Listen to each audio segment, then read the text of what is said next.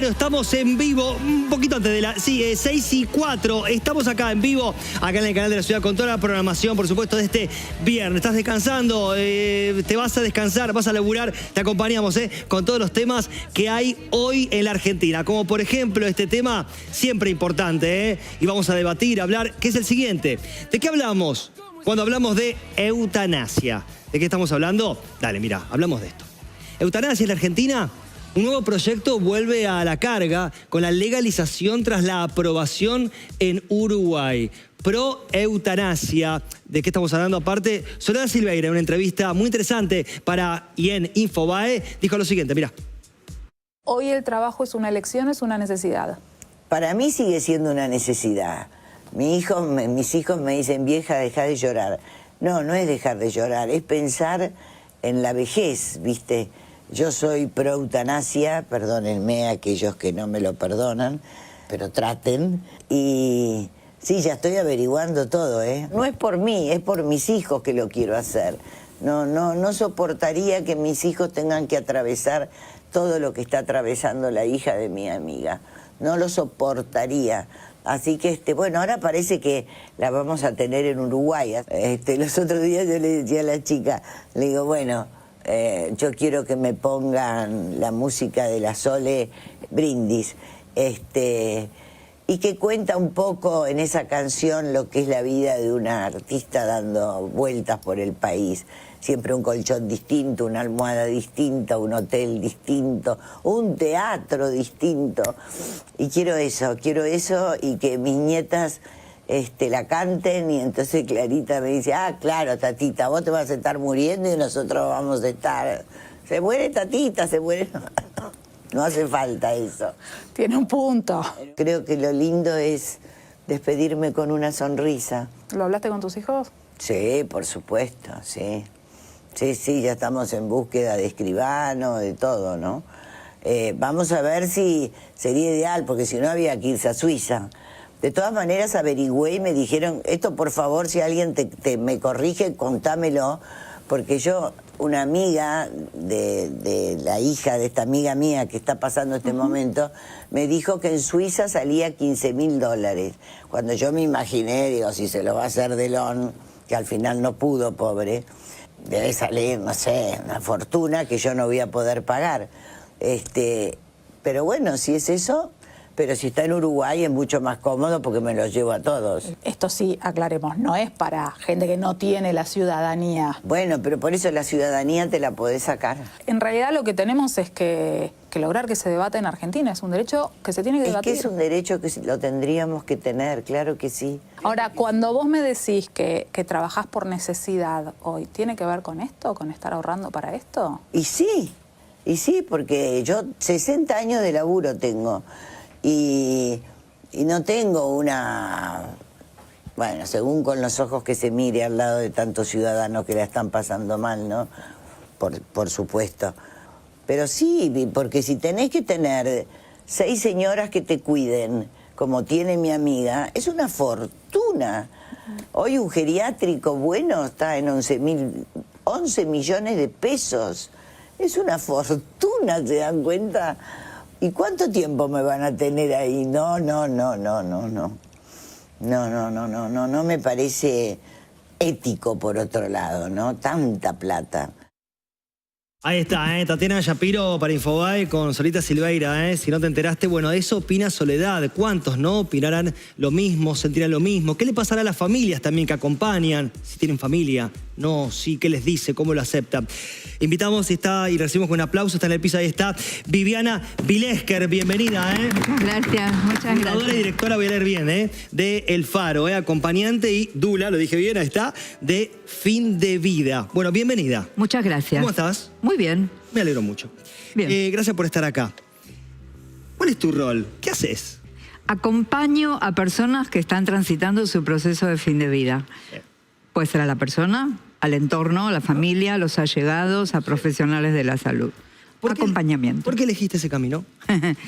Porque me encontré haciendo la tarea hace muchos años, más de 30 años, como psicóloga, y en ese momento me di cuenta que mi formación académica no me había preparado para estar en un escenario de fin de vida. Mirá. Me había preparado para un montón de escenarios de la vida, pero no para la muerte.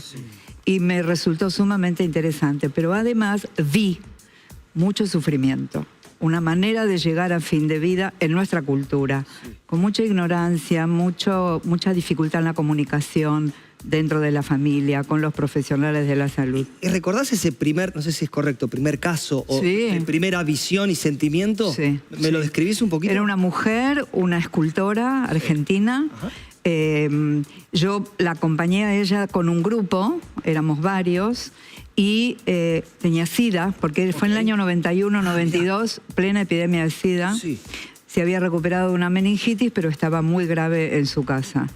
Y fue ahí tomar contacto de que ella estaba muriendo, necesitaba una red de apoyo y de contención, que por momentos la tenía y por momentos no. Necesitaba dinero para poder solventar muchos gastos. contención. Sí, y cuidados, y la comida, y la atención médica. Estaba desafiada en cuanto a cómo comunicar al entorno, a la familia, a los amigos, lo que estaba viviendo. Y la muerte. ¿Cómo es eso? ¿Cómo es ese desafío? ¿Cómo se comunica? Bueno, Hay varias formas, seguramente, obvio. claramente. Sí. Estamos abriendo, ¿no? Pero Sí, para el que no sí. sabe Sí. o nunca lo pensó, ¿no es Sí. cierto? Bueno. ¿Cómo es ese vínculo? Ahí Comunicación. está la cuestión, porque el desafío no es solamente cuando uno está en fin de vida. En realidad, la toma de conciencia de la finitud debería ser en la vida, en cualquier momento. Sí. Cualquiera de nosotros que está acá, si toma conciencia de su finitud, ya empieza a alojar a la muerte en su vida cotidiana. Ajá. De ahí a que contemple la preparación para la muerte, que es uno de los temas nuestros en el Faro. Vamos. Desarrollar la importancia de la preparación para la muerte. No el control, no tenemos control, no sabemos ni cómo, ni cuándo, ni dónde, porque nos vamos a Pero morir. sí la conciencia. Conciencia de que va a morir, es inevitable. Bien, bajámelo más. ¿Y cómo se hace? ¿Cómo se prepara uno? Claro. Por empezar, se Demos un hace ejemplo y mostremos eso a la gente. preguntas. A ver. ¿sí?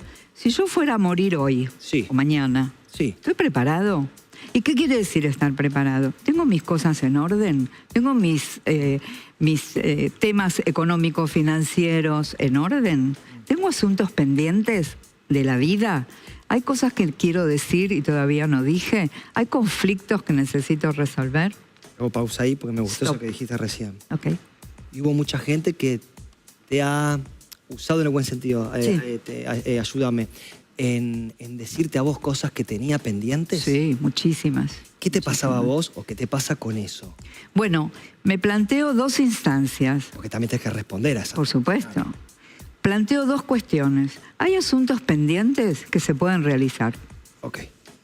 y hay asuntos pendientes que ya no se van a poder realizar. Los organizás. Los organizo Sí. y le planteo a la persona, si esto que está pendiente se puede realizar, ¿cómo lo hacemos? ¿Cómo Ahí te ayudás. ayudo? ¿Cómo Soy te un ayudo? puente. Sí. Correcto. Sí. Bien. Hay un hermano con el que tengo un tema que hace mucho que no resuelvo. Bueno, lo llamamos, lo querés convocar. ¿Y has estado en esas llamadas, en momentos de convocar? ¿Has presenciado Algunas veces algo de sí. lo que esa persona tenía pendiente? Sí. Pasivamente, ¿no? Por ahí acá. Como testigo. Algunas veces sí, otras es privado. Eso ya es decisión de la ¿Y qué te persona. ha pasado con eso? Bueno, primero que nada, contemplar la maravilla de poder abordar algo que puede parecer en algún momento que no tiene solución y que ambas partes se dispongan a resolver, da alivio al que va a morir y le da alivio a la persona que estaba ahí esperando o no, depende, que eso suceda. Porque la otra persona también va a morir algún día. Entonces, es Toma una más conciencia y también. Sí. ¿Dónde creen las personas que están por morir que van? De todo.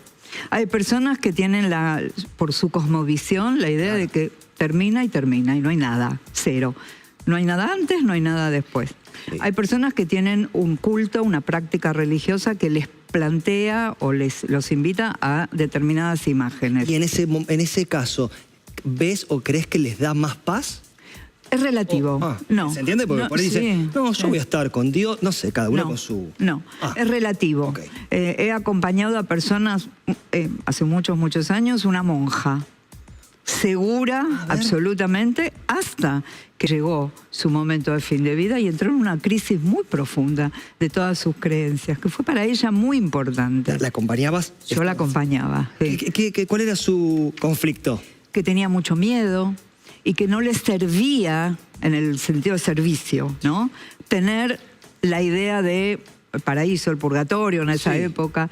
No le alcanzaba para disponerse a morir.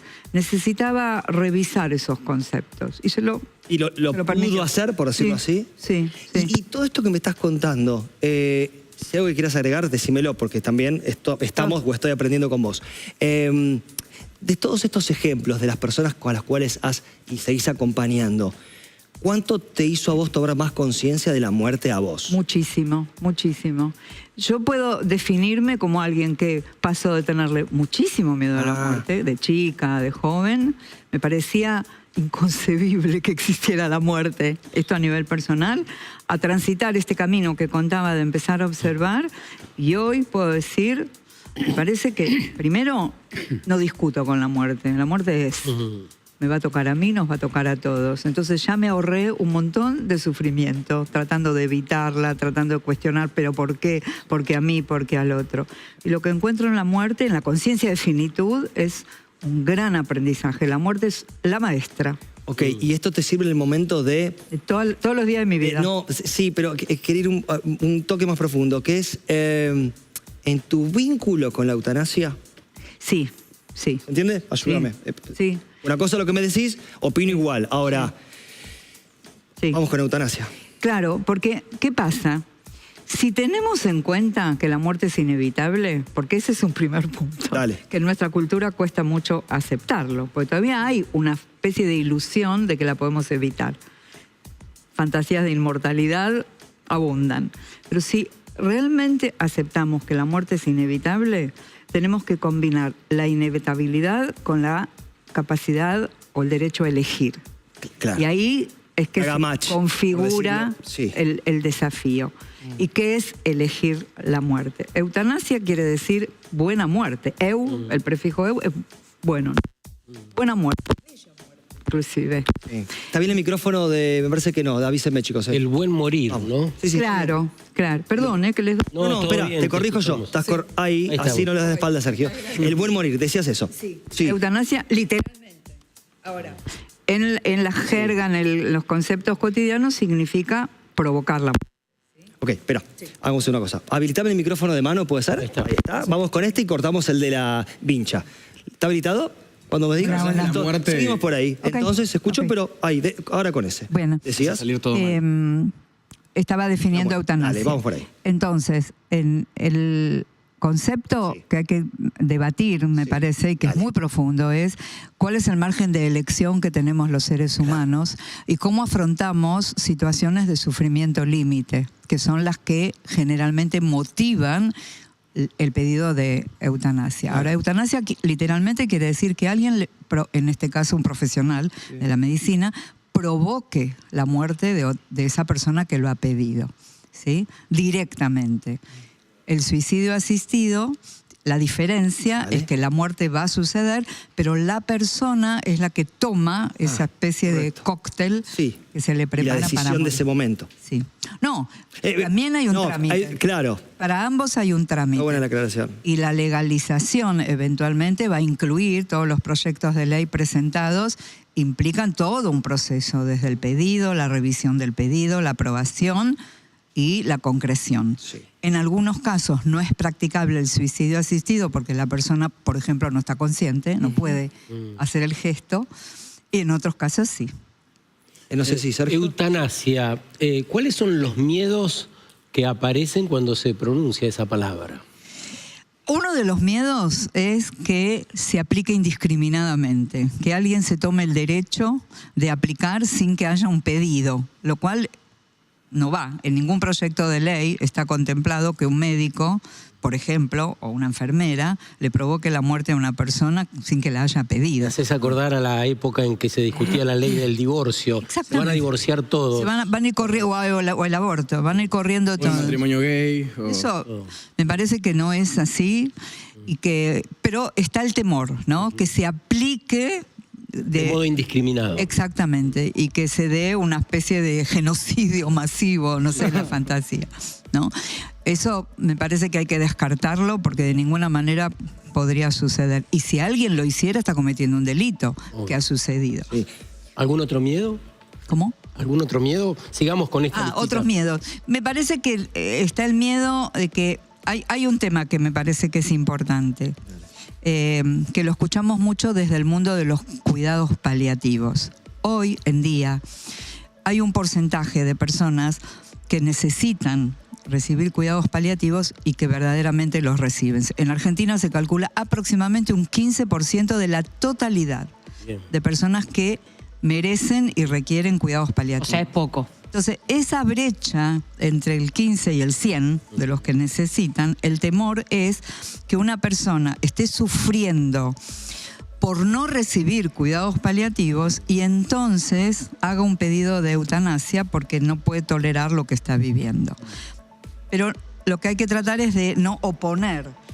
El acceso a los cuidados paliativos tiene que estar garantizado para toda persona que lo necesite o lo quiera, sin que eso impida que alguien, aún pudiendo recibir cuidados paliativos, quiera pedir la eutanasia.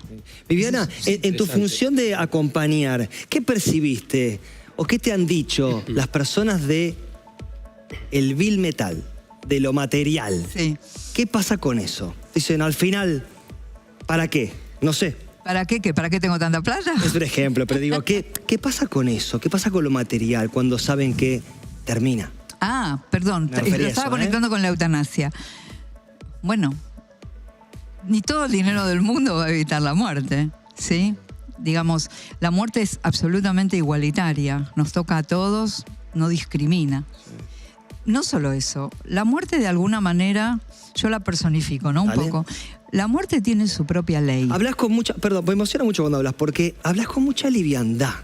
Sí, Y te miro y te brillan los ojos cuando hablas, pero lo haces muy liviano, pero también porque lo tenés trabajado, muy, es una forma de incorporado, decir, ¿no es cierto? Sí, es que yo creo que el arte de acompañar, y eso es lo que tratamos por lo menos de lograr en El Faro, es que el quien acompaña esté cómodo con estos temas. Claro. Pero tiene que hacer un trabajo interno profundo. Sí. Todas las capacitaciones que damos van a lo interno, ¿no? Además de los recursos que se utilizan para el acompañamiento. Sí. Y yo eso, vos me preguntabas antes qué me pasó a mí. Dale. Yo creo que logré eso, estar cómoda. Sí. Ojo, yo tengo hijos, tengo nietos, Sí. por supuesto. Si llegara a morir alguno de ellos será tristísimo, doloroso. Sí. Pero hay una parte mía interna que lo aloja Claro. la posibilidad de la muerte. Sí. Entonces ya me saqué un grado de sufrimiento de mi alma. Hablando de sufrimiento, ¿qué pasa con la gente, familia, amigos, como quieras ponerme, familia primero, que acompaña también, la familia de esa persona? Bueno, ¿Qué les pasa? ¿Qué ves que pasa? Sí. ¿Qué laburo hacen? Sí. Pasan muchas etapas. Dale. Primero, una muy frecuente es: se está muriendo él o ella, yo quedo afuera. Y cuando empezamos a tomar conciencia de que esa persona, como decía una gran sabia que fue Elizabeth Kubler-Ross, solo se está adelantando, se está graduando antes que yo, decía. Sí. A todos nos va a pasar. Entonces lo que tratamos es de traer esa conciencia.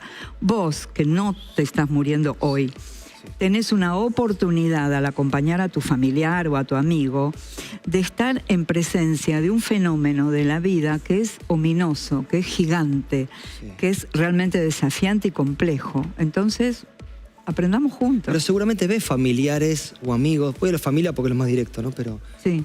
Por ahí a veces están los familiares, los amigos como familiares. También. ¿No es cierto? En también. esos casos. Los vecinos.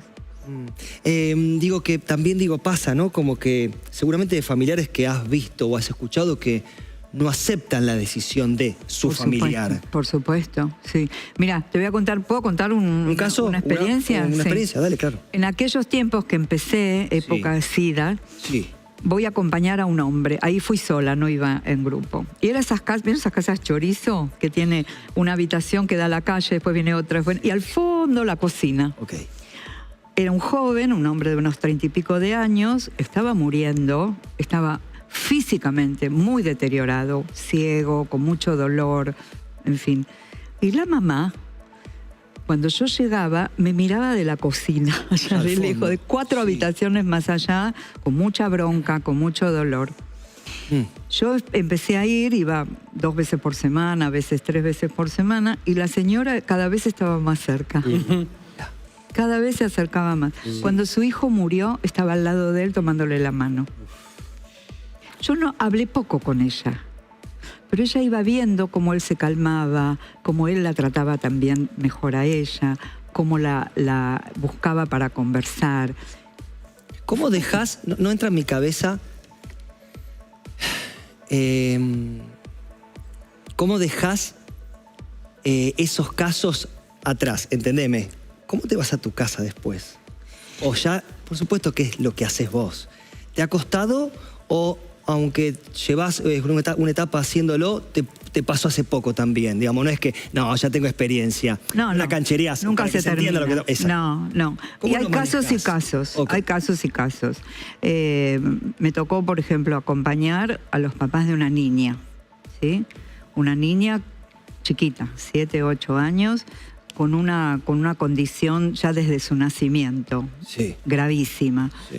Bueno, por supuesto, padres jóvenes, una niña a la que ellos fueron asistiendo toda su vida, hasta su muerte. Sí. Bueno, son esos casos que te dejan pensando, reflexionando, sintiendo un montón de cosas. Una mujer de 40 años, con 3 niños, Sí. el más chiquito 2 años, muriendo.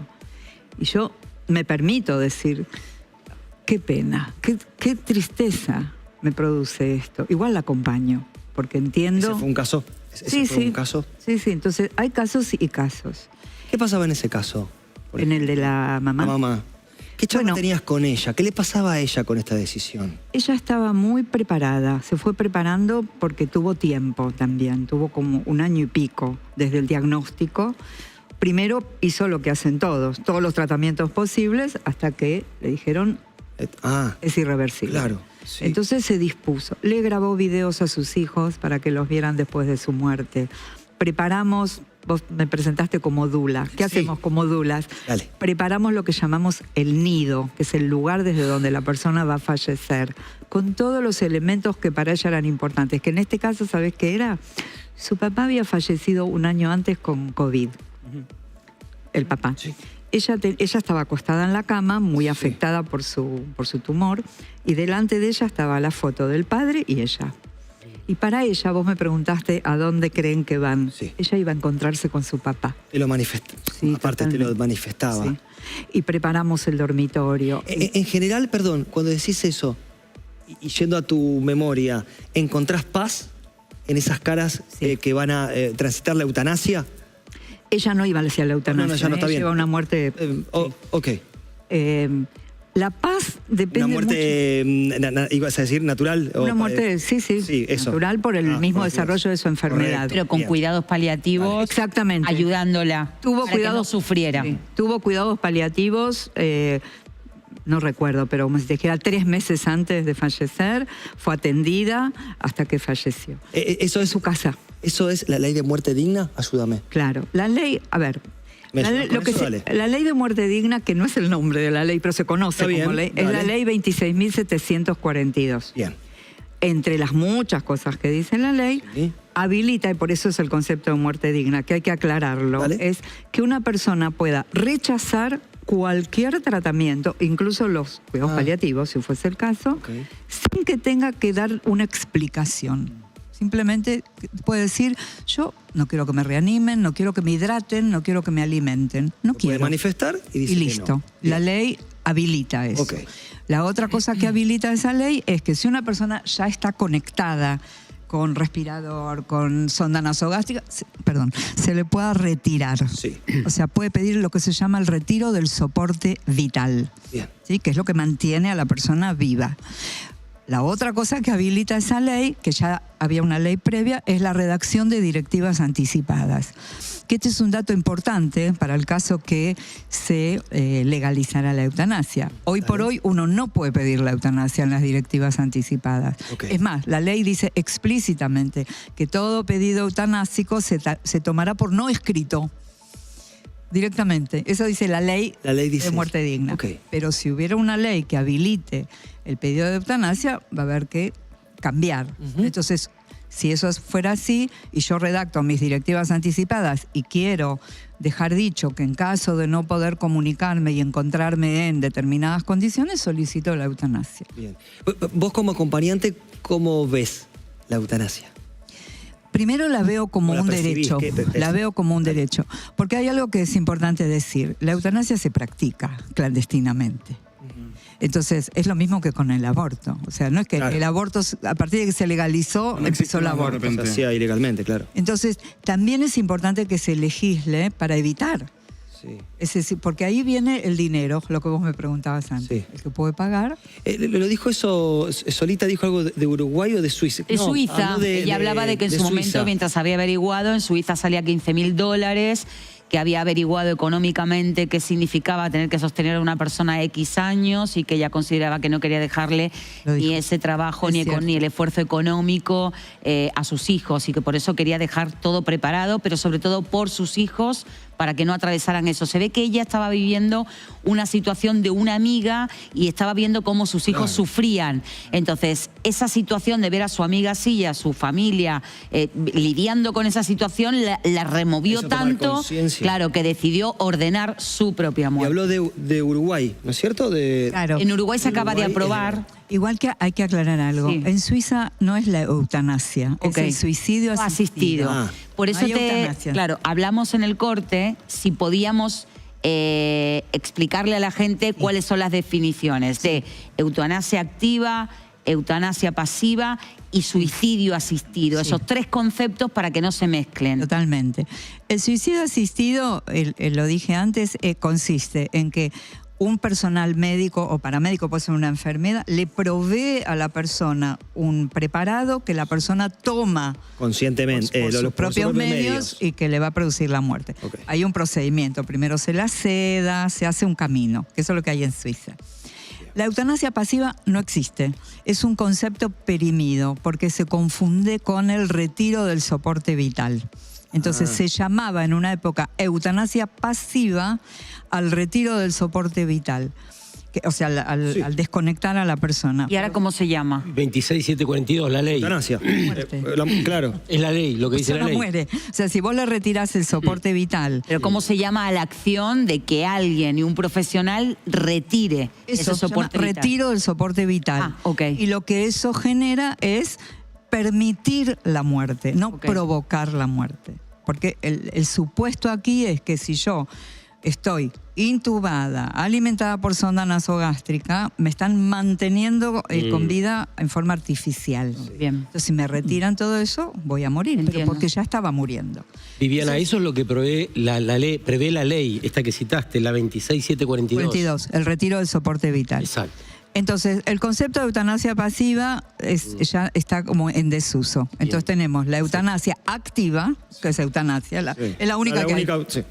que es cuando una persona, un profesional médico, induce la muerte o provoca la muerte a través de la administración de ciertos fármacos. ¿Cuál es la diferencia? La conciencia de la persona. Por ejemplo, una persona que tiene esclerosis lateral amiotrófica, que es la mayoría de los pedidos de eutanasia Vienen surgen de ahí. no puede moverse, no puede hacer esto. No. Ok. Entonces está inerte, no puede generar o sea, tiene la lucidez para elegir, pero no tiene no dispone de su cuerpo. Entonces en ese caso tiene que pedir la eutanasia y quiere morir. ¿Qué pasa? Es una bestialidad la pregunta, pero no sé cómo preguntarla sino de otra manera. En eutanasia, ¿no es cierto? Está decidido. ¿Qué pasa si un familiar... repregunto. ¿Puede un familiar no querer? Sí. ¿Cómo se manifiesta? ¿Hasta dónde es el límite de, mire, usted no puede decidir, o ya está, o sí? Ayúdame con eso. La prevención, legalmente hablando, Sí, siempre. es la redacción de directivas anticipadas, porque un documento de directivas anticipadas se escribe estando uno capaz y lúcido ante un posible escenario futuro de no poder comunicarse. Correcto. Entonces yo dejo escrito, Sí. nombro un representante legal Sí. que va a hablar por mí Sí. en el caso, y eso se hace antes. Entonces, por más que el Por más- familiar Mi lo que voluntad vale. es sagrada. Sí. Y lo sigue el médico. legal, digamos, Sí, la persona sí. legalmente nombrada. Sí. Pero, ¿qué pasa? Lo que vos decís es verdad. Muchas veces la familia tiene sus desacuerdos. Por eso hay que trabajar. Último momento, ¿no? Una bien. reacción, no Sí, sé. Sí. Pero si está firmado, Claro, no sé. es la libertad individual. Por eso yo decía al principio, si entendemos que la muerte es inevitable y le ponemos la libertad de elegir, ahí se arma una configuración a debatir. Sí. El límite. Sí. Pero estas leyes, la ley 26.742, ya viene de un concepto de darle lugar a la libertad individual. Yo elijo cómo quiero morir, dentro de un marco legal. La eutanasia amplía el marco legal. Nos quedaremos mucho tiempo más hablando, la verdad que ¿Cómo no? es un placer hablar con vos. Muchas gracias. Más allá del tema, ¿no es cierto? Así que Gracias, más que invitada. Bueno, ¿para dónde puede ubicártela? Ahí está, ¿no? ¿Cierto? No sé, chicos, perdón. Ahí está el faro, el Instagram, lo estamos viendo ahí abajo en el Sí, sí. graph, así Yo que no bueno. lo veo, pero... No, yo sí, no te preocupes. confío, Ahí está, mira, está gigante. No, ese es mi Instagram personal. Está bien. El Faro, Dale, no hay decilo problema. vos, decilo vos. El Faro tiene su propio Instagram. ¿Cómo es? Decímelo. El Faro Asociación. Ah, es fácil. El Faro Asociación. Gracias por estar acá. Al contrario, gracias a ustedes. Un aplauso Un para placer vos, por enorme. todo lo que haces. Muchas gracias. Por supuesto, muchas gracias. Ahí está, el Faro Asociación. Corte, Gracias. venimos con mucho más. ¿Cómo estamos hoy? Dale. Preguntas locas que andan las cabezas, anden las